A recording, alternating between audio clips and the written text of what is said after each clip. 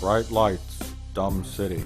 You know, I could spend 10 hours talking about just how incredibly dumb this entire sequence is, but I'm gonna try to do it in 9. So the plot is that someone's trying to kill Amidala for no reason, and Anakin and Obi-Wan are assigned to protect her.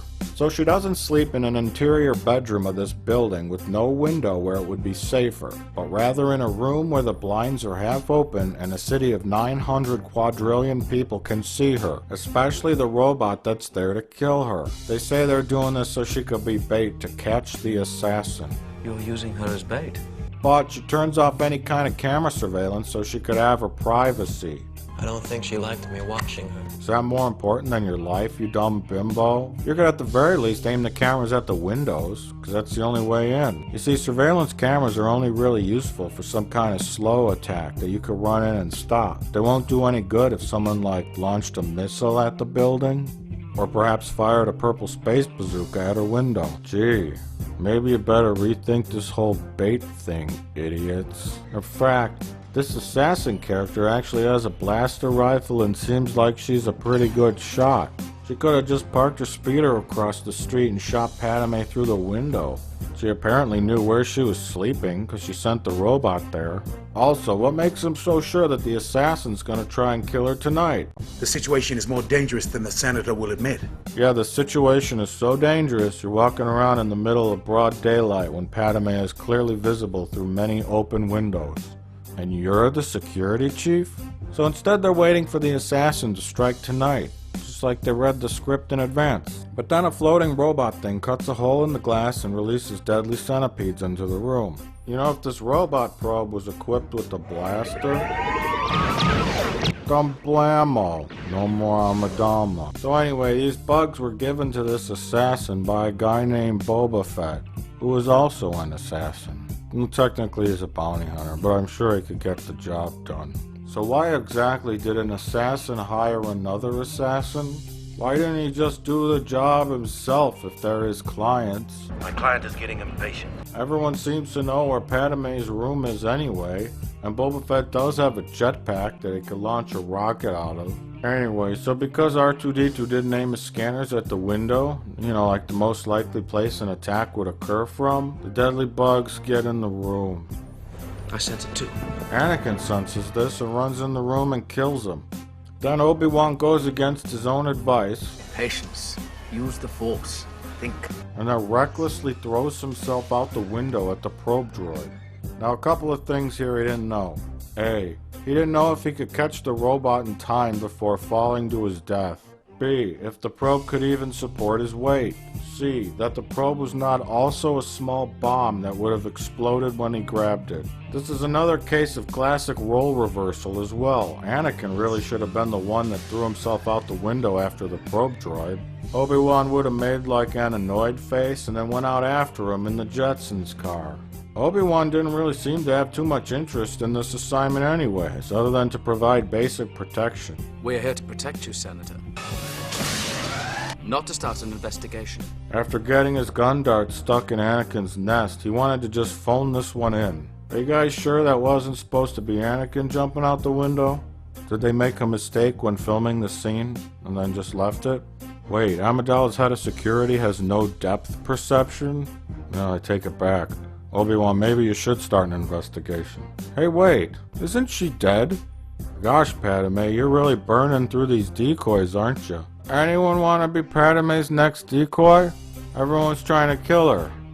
Step right up. So Obi-Wan's flying around on this thing, and Anakin somehow knows how to find him, even though by the time he gets to the speeder, Obi-Wan's probably 500 miles away. I guess the Force told him where to go so that he could eventually become Darth Vader. What if this assassin had tricked the Jedi into chasing after the probe droid, like using it as bait? Then after they left, he just floated his car up to the window and shot Padme. I guess when you rush off and chase after a probe droid without a moment's hesitation, you can make a pretty big mistake like that. Patience. Use the Force. Also, it's revealed in a bit that this assassin is a shapeshifter, which could very well be the most advantageous attribute that an assassin could possibly have. But instead he went with the whole bug through the window approach. You know, the classic. This also leads me to wonder why someone who could disguise their face by changing it would need to wear a disguise. So anyway, they're assuming that this person driving the space car is an assassin. And really they could just be like a getaway driver or maybe like a regular person who's under some kind of mind control to commit the assassination. But despite having almost no information at all, Anakin lands on top of the speeder and then attempts to murder her with his lightsaber. Now, I understand he really loves Padme, but come on, are you even 100% certain you landed on the right speeder? So then they crash land and she runs inside of like a nightclub and Obi-Wan says, You went in there to hide, not to run. How do you know that? Hey, I asked you a question. How do you know you ran in there to hide? Did you read the script too? Hey, what's that? What's that on the ground over there? Is that the script? Anyway, maybe the assassin went in there because he knows the owner and there's like a secret backdoor escape route. Or this was like a backup plan in case he got chased there. Maybe there's 10 Nausicaans waiting for the Jedi at the Domjot table. Play, Domjot, human.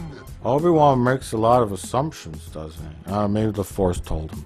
But when Anakin tells him it's a shapeshifter, Obi-Wan knows to be extra careful. In that case, be extra careful. As if they were only being sort of careful before.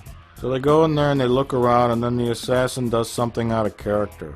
He attempts to kill one of the Jedi. This guy's mission was to kill Padme. If he's in a position to where he could sneak up on a Jedi, then why isn't he using this opportunity to escape? Especially when he's not sure where the other Jedi is. These are like amateur mistakes. So Obi-Wan brutally cuts his arm off in a scene that's supposed to mirror the original Star Wars Cantina scene, I guess. Again, it's like poetry, so if they rhyme. So then Anakin acts like some kind of undercover thug cop. Jedi business. Go back to your drinks. Who hired you? Tell us. Tell us now! I thought Jedi were like peaceful guardians of the Republic, not Serpico. Well, I guess when the guy who's training you says this, This weapon is your life. then you kind of have a distorted view of things. What was it that Yoda once said? Force not make one great. This weapon is your life. But now a weapon is your whole life? In fact, Yoda never even trained Luke with the lightsaber. It seemed like all the other stuff was more important. I guess I just don't understand. This is a bunch of schlock. So then the assassin with perfect assassination skills takes out the other assassin when he should have just killed Amidala himself. Hey guys, there's the bounty hunter responsible for everything. Yup, he's flying away in a jetpack, probably with a limited range. Hey, remember when you guys were somehow able to chase after and locate one speeder among millions? How about you run back to your speeder and chase after this guy now? Sure, he's not gonna get too far in a rocket pack. I bet you're tired though. I'd be tired too.